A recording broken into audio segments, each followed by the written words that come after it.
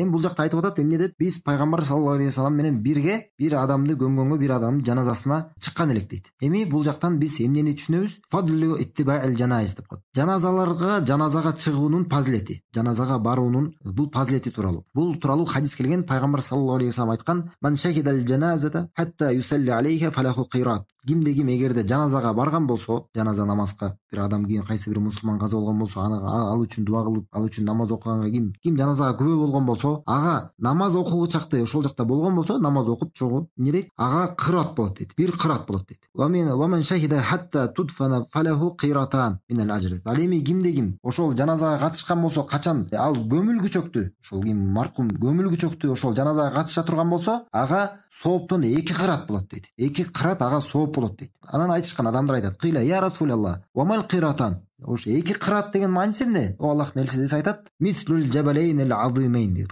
Бул кыратан деген мааниси, 2 кырат деген мааниси 2 улуу, 2 чоң тоо сыяктуу деген да. Кимде ким демек кимде экен? Кимде ким эгерде жаназага катышып, ошол намаз окуу чакта ошол катыша турган болсо, жаназасын окуп кете турган болсо, демек бул адам бир чоң, бир улуу тоодой сооп алат экен. Ал эми кимде ким катышып, жаназага катышып, аны жаназа намазын окуп, анан көмгөнгө чейин катышып, ошо аягына чейин катышкан болсо, аны ошо маркумду көмгөнгө чейин эмне болот экен? Ал адамга 2 улуу тоодой болгон ага сооп жазылат экен. Бул хадис муттафакун алей, Бухари, Муслимде келген хадис. Жана бунун кандай гана чоң мындан сооп бар экенин биз билдик. Бирок маанилүү бул соопту, бул улуу соопту жаназага барганда туура эмес иштерди кылып, ушул сооптон кур калып калбашыбыз керек да. Ал эмес өзүбүз ал жакка баргандан кийин кайра күнөө менен чыкпашыбыз керек. Жана жаназага тиешелүү ушу динди бурмалай турган, динди буза турган ар кайсы бидаттардан, ар кайсы динде болгон жаңылыктардан өзүбүз тасак бололу, жана башкаларды да кайтаралы.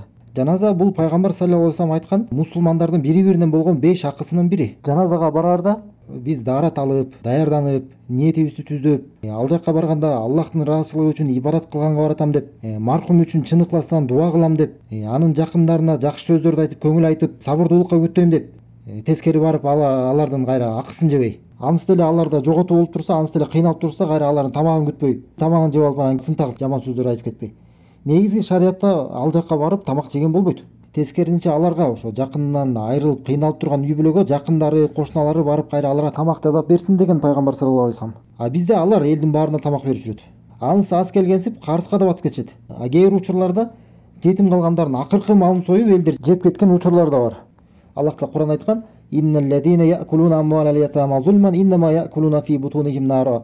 Чынында ошо жетимдердин мал мүлкүн адилетсиздик менен, зулумдук менен жегендер, алар чынында өзүнүн курсактарын от жеп, бир эле от менен толтуруп жатышат деген.